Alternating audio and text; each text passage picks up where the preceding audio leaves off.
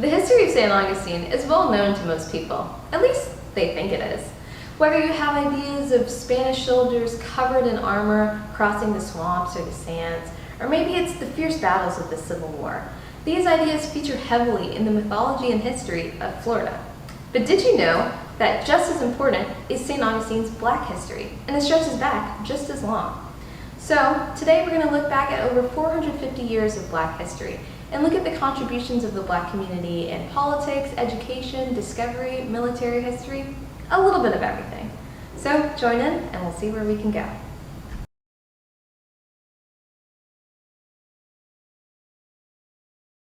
St. Augustine's Black history begins way beyond the shores of Anastasia Island. Let's take a trip back. We're heading to 12th century Spain. At that time, a North African Islamic civilization called the Moors controlled much of Spain and the Iberian Peninsula, Spain and Portugal.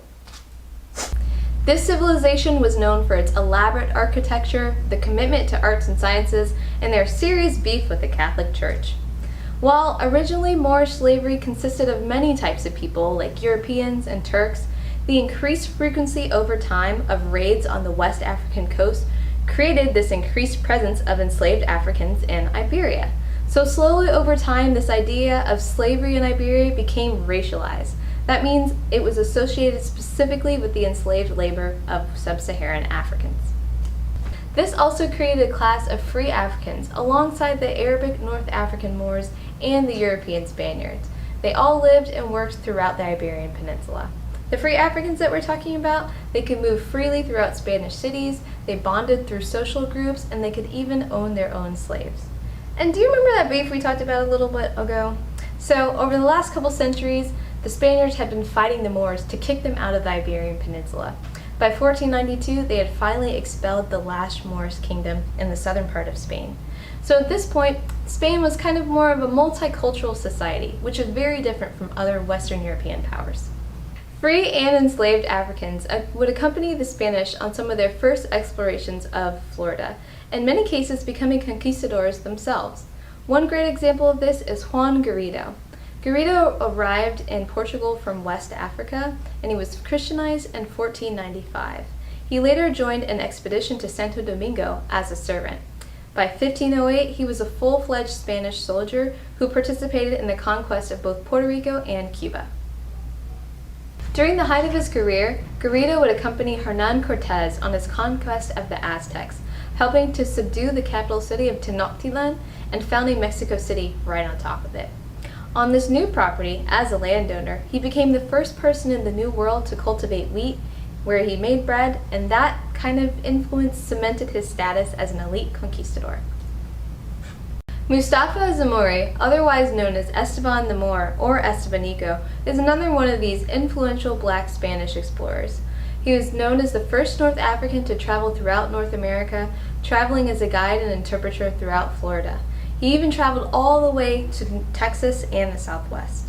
Often, Zamori traveled where no explorer had been before, European or African, and he even entered the Zuni Pueblo lands as a medicine man.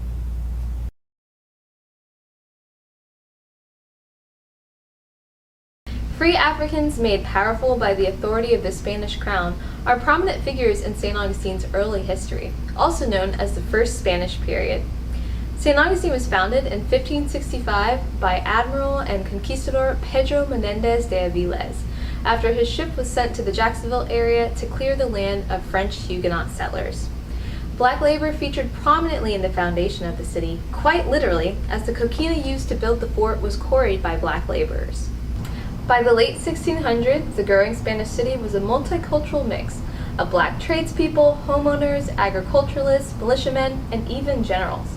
Native American chiefs, mixed-race Creoles, and people from all over Europe made up the rest of the city's population.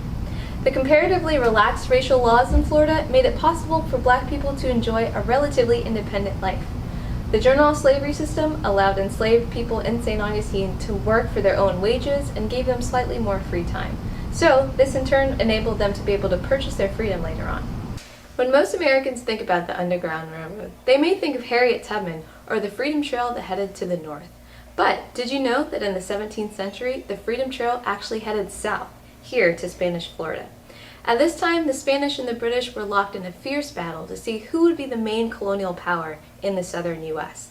To destabilize the British, in 1693, Spanish King Charles II issued an edict that promised freedom to any enslaved person who would escape the English colonies at the Carolinas and Georgia if they would arrive in Spanish Florida, convert to Catholicism, and serve in the military.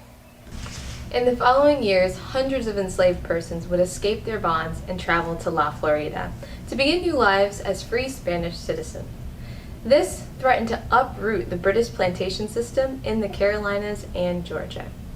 Once the enslaved people arrived, they joined an existing population of free black citizens, including women of color, who were able to enjoy a more independent lifestyle. Isabel de los Rios was a mixed woman in St. Augustine who sold baked croquettes, which are little spiral-shaped cakes, and homemade honey door to door in the city. Maria Magdalena Cristomo Balthazar was a St. Augustine socialite of mixed black, white, and Native American descent. Her high-profile marriage to a Spaniard is a powerful indicator of just how much intercultural relationships formed a backbone in the city. Free black men and mixed men enjoyed an even greater visibility in the city. By the late 1600s, black men made up the largest proportion of the city's population. They also formed the backbone of the St. Augustine militia and were the driving force behind Fort Mose.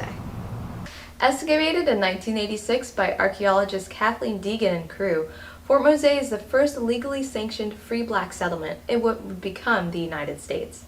The fort, located just 2 miles north of St. Augustine, was founded in 1738 as Gracia Real de Santa Teresa de Mose. The settlement was initially settled by 38 freed slaves who had escaped from the plantations of Georgia and the Carolinas. As the settlement grew, it made stronger alliances with indigenous tribes and Spaniards in the region and became a beacon of freedom. It inspired rebellions in British colonies like the Stono Rebellion. Fort Mose's position north of St. Augustine was strategic. It was the first line of defense for the city should the British attack from the north. The man entrusted to run this important settlement was its visionary leader, Francisco Menendez. Born to the Mandinka people in West Africa, Menendez was enslaved and brought to South Carolina. After escaping, he was re-enslaved and sold in St. Augustine. However, his valor and service would later earn his freedom. In 1738, he was commissioned to be the leader of the Fort Mose militia, and his leadership would soon be tested by a British attack on Spanish Florida. The siege against Fort Mose was part of a larger British attack on Spanish Florida. Angered by the presence of a free black fort so close to Georgia, the Brits sought to remove the Spanish from Florida and end the threat to plantation society. In June of 1740, Georgia governor and soldier James Oglethorpe attacked Fort Mose early in the morning, but to his troops' surprise, it was empty, as the Spanish governor had ordered the fort to be evacuated when he heard the news of the British arrival. A week later, a mixed group of 300 Spanish militia and Fort Mose militiamen, including Captain Menendez, attacked the force of 170 British forces, resulting in over 60 casualties. This battle, known as the Battle of Bloody Mose, Menendez and his men successfully repelled the British invasion, but the fort was unfortunately destroyed in the process. The population of Fort Mose then moved to St. Augustine, where they lived for the next 12 years. However, in 1752, the new Spanish governor ordered the creation of a new fort and forced the Mose residents to relocate there. While the forces of Fort Mose were able to save St. Augustine from this attack, they couldn't save Spanish Florida forever. After a devastating loss to the British in the 7 Years' War, Spain signed Spanish Florida over as part of the Treaty of Paris in 1763. The free black and indigenous people living in Fort Mose and St. Augustine fled with the Spanish as the British moved into the territory.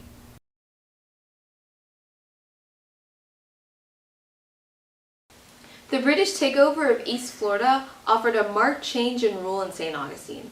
After Britain invaded Havana in 1762, Spain traded La Florida in exchange for the island of Cuba and moved all of its inhabitants off the mainland of Florida. Most of the free black, mixed, and indigenous communities who were close to the Spanish, including the inhabitants of Fort Mose, moved with the Spanish to Cuba and settled in various parts. British colonists quickly settled La Florida, now referred to as East Florida, migrating south from Georgia and bringing their enslaved populations with them to start working along the coast of the St. Johns River.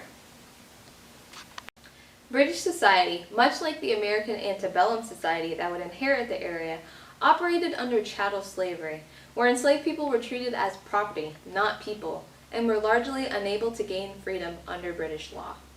Soon, chattel slavery under the plantation system became the dominant form of African society in Florida. From the St. Johns River Valley, just west of St. Augustine, many plantations sprung up during the 20-year period of British colonization. While the Spanish had occupied this area for nearly 200 years, they had largely focused their concerns and kind of development along the coast, and much of the inland portion was left undeveloped. But the British colonies quickly began having enslaved workers clear the interior land for cultivation. To say that life on the plantation was hard is an understatement. On Hunt's plantation, a 10,000-acre tract of land about 16 miles west of St. Augustine, over 250 enslaved workers labored on the vast grounds to produce sugarcane, indigo, turpentine, and other agricultural products, as the Floridian interior was still largely pristine at this point. At Cypress Grove Plantation, a 6,000-acre tract that was once owned by famed naturalist William Bartram, plantation owner James Hume brought 105 enslaved workers from Georgia to work as coopers, carpenters, and craftsmen. It's a common myth that enslaved people had no skills before coming to the New World. However, enslavers often sought to traffic people from specific ethnic groups because of their skills in agriculture, ironwork, and much more. Skilled laborers also produced rice, a very important crop which was native to Africa. Europeans often had incredible trouble growing rice without the help of West African technologies. As these various plantations grew, so did the African population of East Florida. Historians now estimate that for every 1,000 British colonists in Florida, there were 3,000 enslaved people.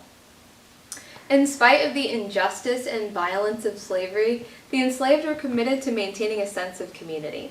They built kinship networks and cooked foods using European, African, and indigenous ingredients, a cuisine that would later become known as soul food. The enslaved also spread information amongst themselves about relatives on local plantations, politics, and possible escape routes. However, the remote nature of plantation slavery was much more isolated than the more urban slavery that had been before with the Spanish. And this made the spread of information even more difficult, but even more vital. While not much is recorded about the social and cultural history of plantation slaves in British East Florida, much more is known about the life shared between indigenous peoples in the Florida interior and the free and enslaved black people who lived amongst them. By the British period, blacks and Native Americans had already have over 2 decades of close interaction, as allies and foes. Some tribes allied with the British would kidnap runaways to resell into slavery. Others welcomed the presence of the freedom seekers, allowing them to live in a sort of semi-independence, like the Black Seminoles. They formed Creole communities that mixed African, indigenous, and European culture and traditions. Though St. Augustine under the British didn't have an official slave code until 1782, some of the rights of the enslaved still persisted from the Spanish period. Like, enslaved people in the city could have their own garden plots and could sell their goods publicly, but the British also passed new laws that were quite harsh. Enslaved people on plantations would need passes to leave and also couldn't carry a firearm without express permission. The British soon had another issue on their hands, though, the American Revolution. At the war's end, the United States would not only claim its independence, but Florida would also return to Spanish hands. This marked the end of the 20-year British period and the beginning of the second Spanish period here in Florida.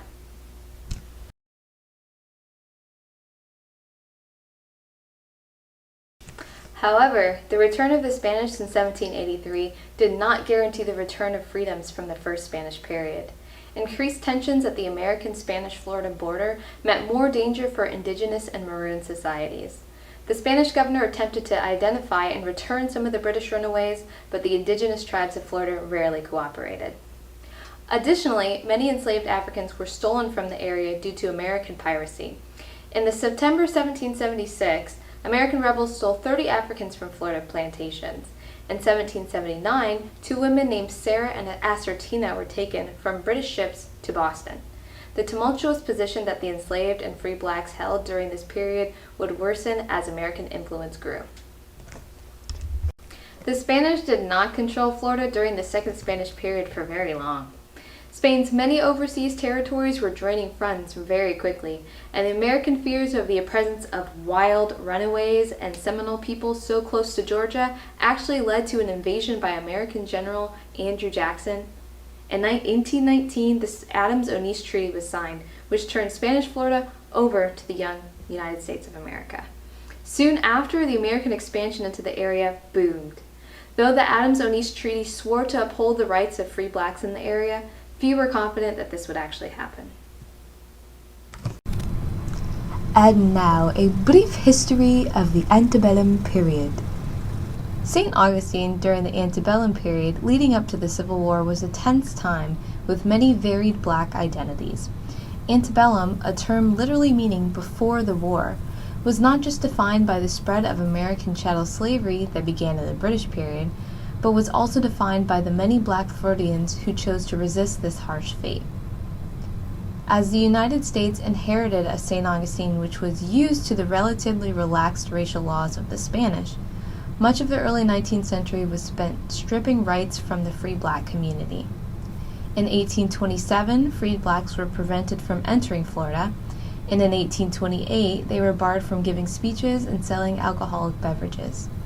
As abolitionism grew in sentiment in both the North and the South, and the free black and Creole families increasingly voiced their unhappiness, American policies aimed to crush any chance of black resistance in East Florida. From 1830 to 1860, St. John County's free black population dropped from 172 to 82. Intermarriage was common in St. Augustine from the beginning, creating families with mixed indigenous, black, and European heritage, which was at odds with the incoming American views on race and slavery. Free blacks in St. Johns County rallied to fight miscegenation laws that would make their mixed-race marriages illegal, many times alongside white planters who had married enslaved women. Zephaniah Kingsley married Anna Magine Jai Kingsley, whom he purchased in the slaving market of Havana in 1811. A Wolof princess, Anna Jai was influential in Kingsley's views on the rights of free people of color. Kingsley aimed to protect both Anna Jai and his interracial family, yet also maintain his plantation property and the policy of enslavement. In 1833, Kingsley joined with 11 other planters and fathers of free black children to write a petition to the territorial government denouncing the prejudices of miscegenation laws. Kingsley also wrote a letter to the Legislative Council of Florida, arguing the importance of slaves and free black people. In his letter, Kingsley addressed the Legislative Council, expressing the need for a good relationship with both the enslaved population and the free black population. This matter was personal for Kingsley, as he had many mixed children, some of whom he left property to in his will. The laws were so restrictive on the free black community because white planters feared the bloody consequences should free blacks unite with the enslaved. Thus, in this letter, Kingsley tries to present alternatives to preserve relations between both groups and the institution of slavery. Pay attention to the comparison he makes between the free black nation of Haiti and the treatment of free black individuals in the Florida Territory. Kingsley notes, 2 prerequisites are chiefly necessary. One is to treat our slaves with justice, prudence, and moderation. The other is to have the free colored population interested in preserving peace and good order among the slaves, and being firmly attached to the side of the whites of having the same interest. This is easiest done by letting them alone and doing away with every fear or idea of tyranny and oppression, or of partial taxes, which say the least of them are unconstitutional, therefore unjust. He later notes, even the island of Haiti, of which neighbor we entertain so poor an opinion, would ruin us by blockading our ports and carrying off our slaves by force, if we were not shielded by the respectability of the government of the United States, which fortunately we are a member. In short, there is no back door for us to get out at. We are fixed in Florida with the sea on both sides. We must have the slaves to cultivate our lands, and free colored people are a necessary consequence of having slaves. We cannot have the one without having the other, and we must be there ourselves and do the best we can with them both. If any word, sentence, or allusion in the smallest degree offends any person who reads the foregoing treatise, I assure them that no offense was intended, but merely an investigation of facts, the consideration of which it was hoped would promote the welfare and happiness of the people of Florida. Ultimately, Kingsley's efforts would fail. Though his thoughts may have seemed advanced for his day, he still derived wealth from the exploitation of enslaved workers, a system that would be under siege with the coming Seminole and Civil War. Beyond political petitioning, enslaved blacks exercised many other forms of resistance. Before the Civil War, many blacks succeeded in buying their freedom and even moving to more racially relaxed regions such as Haiti or the Dominican Republic. Even more impressive, an increasing number of enslaved people were able to run away to freedom in Seminole country. Seminoles had begun living alongside escaped African slaves since the formation of the tribe, when tribes from Florida, Georgia, and Alabama combined to form alliances in the face of British raids. Interesting fact, even the name Seminole comes from the Spanish word cimarron, meaning separatists.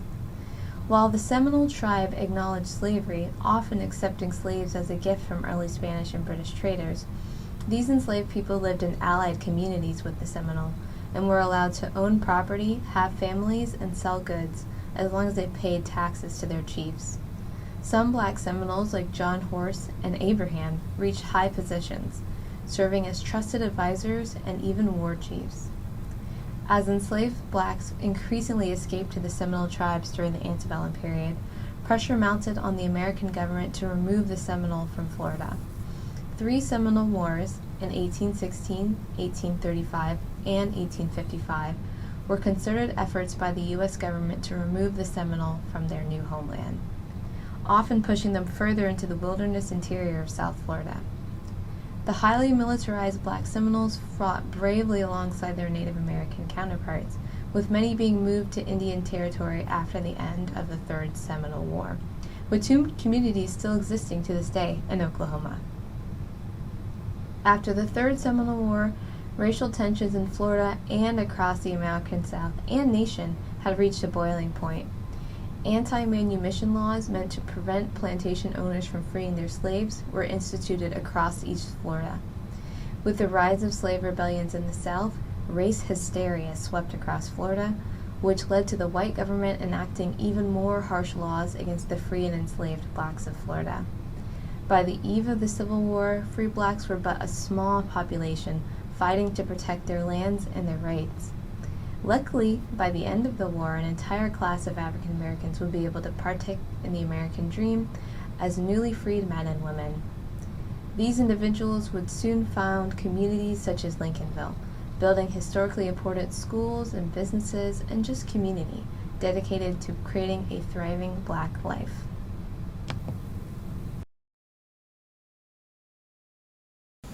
The Civil War was relatively quiet around St. Augustine, but its conclusion brought many United States Colored Troops, or USCT, to the area.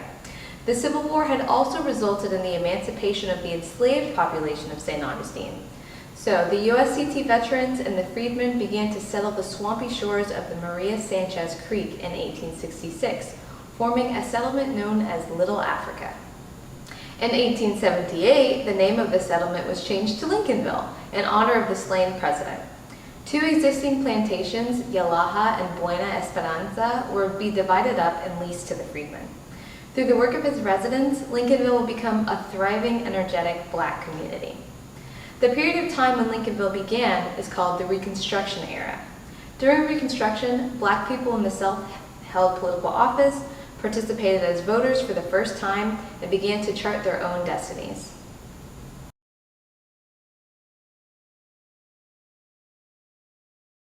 However, this area of prosperity and promise would be ended with the implementation of legal segregation. During the Spanish periods, black people, both free and enslaved, had lived throughout the city. The new segregation laws, nicknamed Jim Crow after a racist minstrel character, limited voting rights and civil rights for black citizens across the South. Suddenly, in St. Augustine, they established public segregation, restricted the type of education that black students could receive, where black people could work, where they could eat lunch, shop, and even live. As Jim Crow grew around the city and around the South, Lincolnville became a central part of black life in St. Augustine. There was, however, one exception. While white supremacists across the South were using violence to keep black people out of the voting booth and political office, beginning in the 1880s, St. Augustine actually had black elected officials in town until 1902. However, black participation in local politics would come to a stunning and violent end with the shooting of black councilman John Pepino. Pepino, who had participated in local politics since 1884, was shot in the face by a white city marshal during a disagreement about the city's budget. Pepino survived, but this shocking incident ended black representation in local politics until 1983. Despite the continuing restrictions placed on the black citizens of Lincolnville, they created a unique and close-knit community comprised of residential homes, schools, churches, and local businesses. Not only living amongst each other, members would also celebrate together. The Emancipation Day ceremony, beginning in 1864, became what we believe was an annual event which honored President Lincoln's issuing of the Emancipation Proclamation. Black St. Augustinians celebrated often with a parade. The parade included local groups like the St. Paul's AME Church and medical auxiliary groups, who decorated their own floats and drove them through the streets of Lincolnville. Images from this community celebration were taken by Richard A. Twine, a local photographer in the 1920s. Much of his work captured the importance of community and cultural connection between Lincolnville residents. Facing a world full of oppression and discrimination, Lincolnville became a safe space away from Jim Crow. In 1920, the Colored Business and Professional Men's League published a directory of black-owned businesses in Lincolnville, encouraging residents to support them. At this time, Washington Street was an emerging business district in the neighborhood. Services located there ranged from groceries and entertainment to beauticians and restaurants. Examples included the famed Oddfellows Colored Hall, which hosted musical greats like Little Richard and Ray Charles, along with the Palace Market, a local grocery store. The Palace Market was owned and operated by businessman extraordinaire Frank Bertrand Butler and was opened in 1914. The Palace Market was known for its great quality of goods and even better prices. After the success of the Palace Market, Butler set his eyes on real estate, opening the College Park Realty office. Due to Jim Crow laws and discriminating banking practices, black families faced difficulties purchasing property both inside and outside of Lincolnville. Butler founded a neighborhood west of the city to allow for expansion for black families, called College Park. Today, this area makes up most of the West Augustine area. Butler also invested in waterfront property on Anastasia Island to create a safe place along the Florida coast for black citizens to enjoy. Butler Beach would become a well-known vacation spot for black beachgoers to enjoy Florida's beautiful landscape, and it was the only black accessible beach between Jacksonville and Daytona, a stretch of over 100 miles. Restaurants and inns in the area, many opened by Butler, served the booming black tourist industry and provided an example of the value of the business community in Lincolnville. Beyond businesses, education was also an important tradition in Lincolnville. Part of the historic St. Benedict the Moor Church, a Catholic school was built as part of the older mission complex in 1898, and a brick church was constructed in 1911. Students were taught by the Sisters of St. Joseph, an order of nuns who came from France in 1866 to teach the children of the freedmen. However, Jim Crow laws forbade the education of blacks by white teachers, and the sisters were arrested on Easter Sunday in 1916. At their trial, the judge ruled that the law did not apply to private schools and the teachers were allowed to continue teaching. This incident shows how those opposing the racist policies of Jim Crow tried to control all aspects of black life, even within black communities. Another school, and the place that we're standing in, is the Excelsior High School. Constructed in 1925, it was the first public black high school in St. Johns County. While the school would later expand to include elementary and middle school levels, it remained a space where black children could receive a full education in the neighborhood. Many of its students participated in extracurriculars like sports, cheerleading, and band, enhancing their sense of pride for their community. Excelsior was a beacon within the neighborhood, and many of its graduates would go on to further enrich this community. While Lincolnville remained an example of Black excellence in St. Augustine, the racial tensions and oppression that defined the Jim Crow period were coming to a head. As Black people were pushed further and further from equal access and rights, the community began to demand change and recognition. This urge for freedom would reach its height in the 1960s when the Civil Rights Movement came to St. Augustine.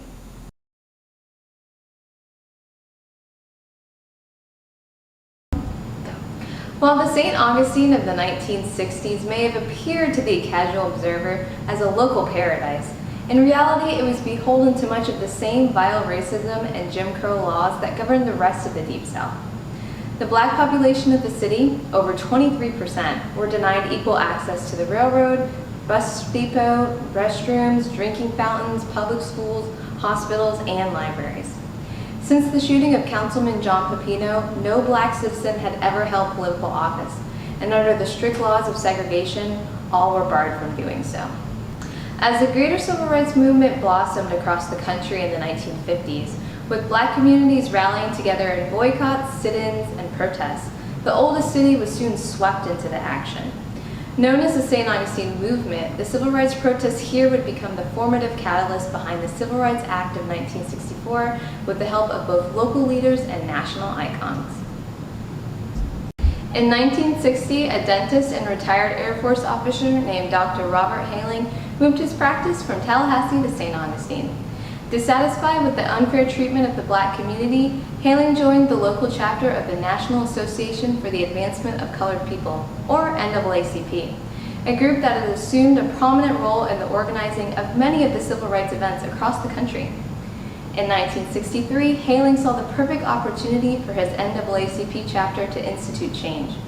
As the city was planning for its 400th anniversary, Black citizens were being excluded entirely from the planning. Dr. Haling and the NAACP wrote to then Vice President Lyndon B. Johnson, urging him to cancel his upcoming visit to a segregated ceremony.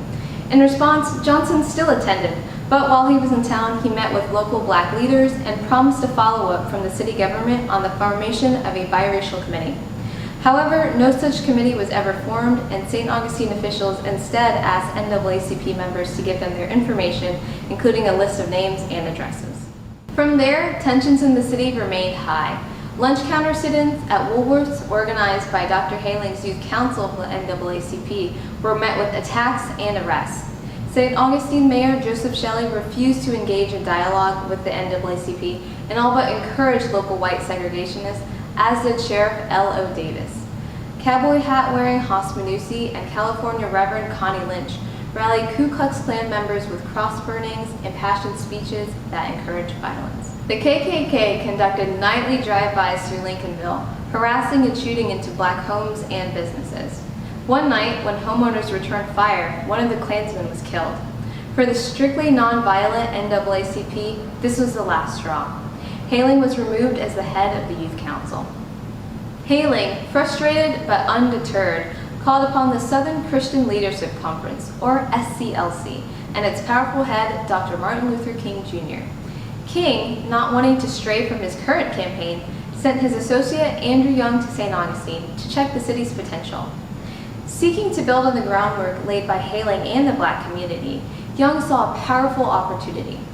St. Augustine's position as a tourism mecca, the upcoming 400th anniversary, and the uncompromising racism of the city officials meant that protests within the city would have a national impact. The St. Augustine movement was defined by ordinary people, like Black citizens who joined Dr. King in protest and civil disobedience to end segregation.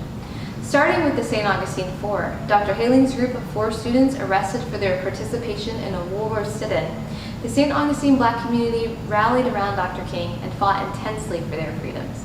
Kat Twine was a local nurse who was involved heavily in the civil rights movement, so much so that she kept a packed bag by her front door in the event that she was arrested and had to leave quickly. So many protesters were being arrested at this point that they were being held in pens outside of the jail under the blazing hot sun. Kat Twine, to get around this, had her famous freedom hat, a large wide-brim hat that kept her cool and in the shade. Her husband, Henry Twine, was also an original member of Dr. Haling's NAACP Youth Council. The Twines together hosted Dr. King and SCLC members at their house many times, which resulted in drive-bys from the Klan and threats of firebombing. Janie Young Price, also a local nurse, had quit her job upon learning that a white nurse with less training was getting paid more than she was. She contributed to the movement also as a house mother, hosting Dr. King and visiting college students. She had previously met and befriended Dr. King when he was just a young student named Martin at Morehouse College in Atlanta, Georgia. Barbara Vickers, Dr. Haling's neighbor, was another foot soldier in the St. Augustine movement. Vickers, in oral histories later, would recall in detail how she and other Lincolnville neighbors would shut their lights off and phone each other, warning each other about an impending night ride by the Klan. As the movement continued into the summer, protests became more frequent and the retaliations from the white community more violent. Nightly marches down King Street to the historic slave market resulted in an increased Klan presence, shootings and beatings, and arrests of the protesters. A wade-in where black and white protesters walked into the segregated waters of Anastasia Beach ended in a vicious beating at the hands of white militants and the sheriff's department. A 2-hour wade-in at St. Augustine Beach without incident, except that the white bathers left the area. This was the beginning of a series of daily conflicts on the beaches. A St. Johns County grand jury recommended a 30-day truce in demonstrations so a biracial committee could be formed to study racial problems. But the recommendations were immediately rejected by Martin Luther King. A group of St. Augustine businessmen also issued a statement pledging to abide by present and future laws, including any civil rights bill which would give Negroes the rights they are seeking, and they expressed a willingness to sit down and discuss racial problems with a representative group of local citizens which would include Negroes.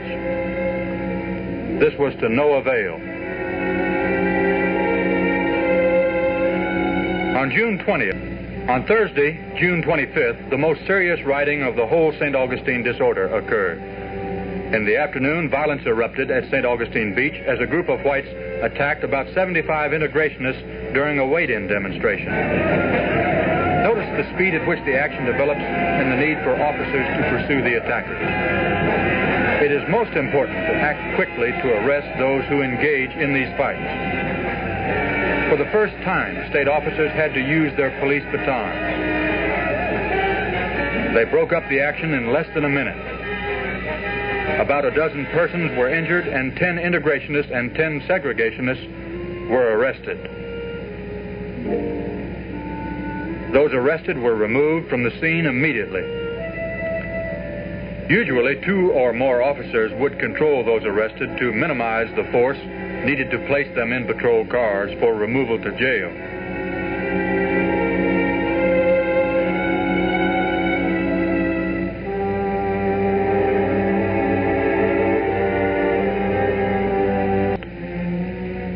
After a relatively quiet weekend, on Monday, June 29th, troopers formed a wedge and a protective box around demonstrators to lead them into the water at St. Augustine Beach. This maneuver, while very hard on uniforms and equipment, was successful in preventing conflict by keeping opposing sides apart. The segregationists ran around the ring of officers, pointing and jeering, and they were joined by about 100 spectators on the beach. Again the next day, the demonstrators were permitted to swim in this way. After about 30 minutes in the surf, the integrationists left under protective guard. There were no incidents and no arrests on Monday, and only one arrest on Tuesday. On Tuesday night, June 30th, integrationist and segregationist groups called off further demonstrations after Governor Bryant appointed a biracial committee to study local racial problems. The violence escalated to a climax at the Monson Motor Lodge, operated by rabid segregationist James Brock. On June 11th, Dr. King was arrested on the steps of the lodge for attempting to enter. This was the only time he was arrested in Florida. From his jail cell, Dr. King urged a coalition of northern rabbis to protest at the Motor Lodge. Led by Rabbi Israel Dresner, 16 rabbis were arrested on June 18th, still the largest mass arrest of rabbis in U.S. history. On the same day, an integrated group of black and white protesters swarmed the Monson Motor Lodge demanding integration. As the crowd of segregationists and police neared over 100, protesters jumped together into the pool.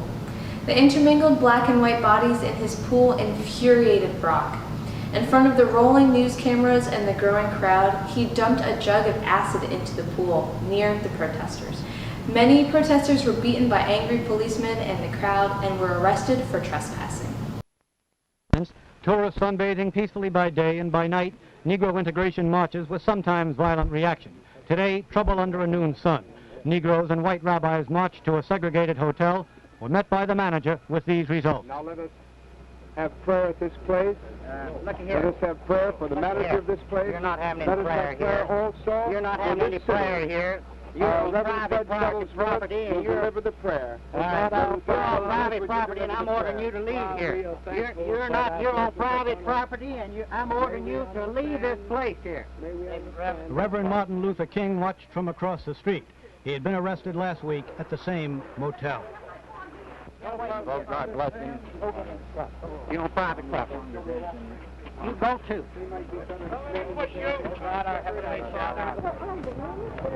While all this was going on, a grand jury was meeting, trying to resolve the crisis.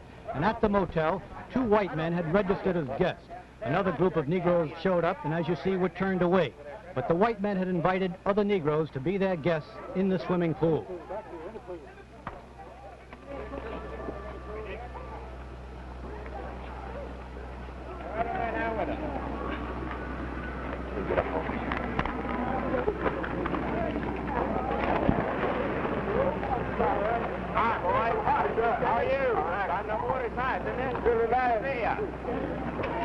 Then manager James Brock told them to get off his private property, tossed cleaning chemicals inside the pool in an effort to get the Negroes to leave.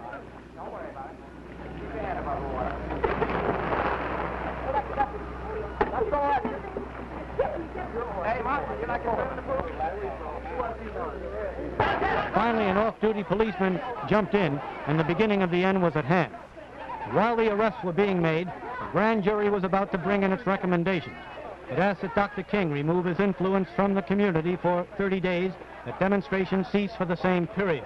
And then a biracial committee would take over the problem. It's doubtful whether the Negro leadership will accept this. Whites talk of a vigilante committee.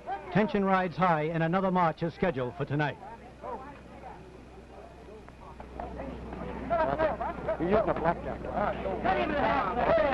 The fury, cruelty, and hatred of the white community in St. Augustine was recorded in full that day.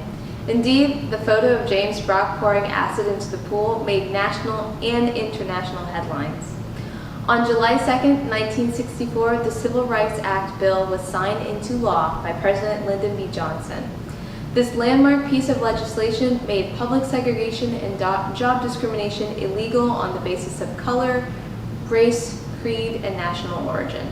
Black St. Augustinians would spend the following weeks testing out their new freedoms, only to find that many white businesses and community members would not allow desegregation to happen in the city. Henry Twine, trying out a newly desegregated restaurant with a friend, was nearly beaten to death in the parking lot by a white gang after being denied service. The Monson Motor Lodge's owner, James Brock, would continue to bar black patrons from entering for months, raising the Confederate flag over the motel as a sign of his allegiance to segregation. Further, the violence in the oldest city did not stop after the summer of 1964. White gang presences and the targeting of black citizens made St. Augustine an increasingly more dangerous place to live, and many people chose to simply leave.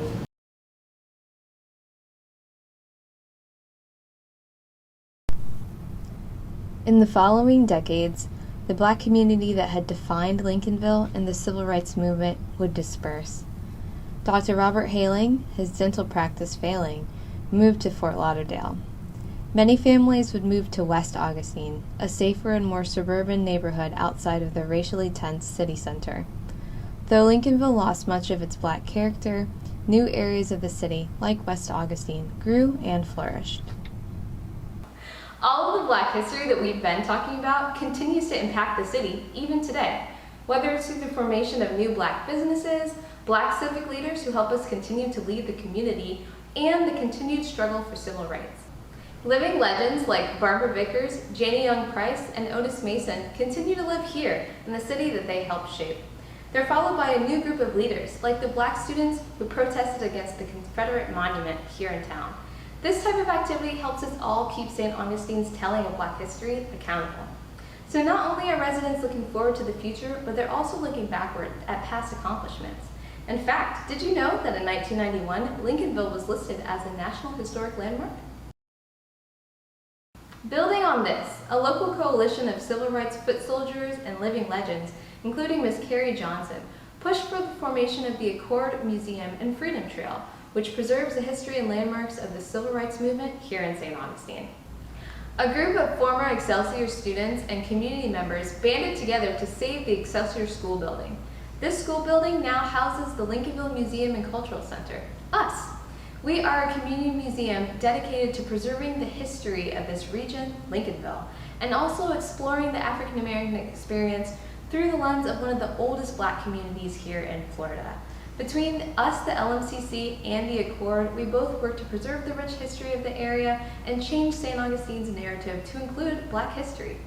We want to thank you so much for joining us today. We hope you had a lot of fun, and we hope one day you can come see us in person here at the Lincolnville Museum and Cultural Center. Bye!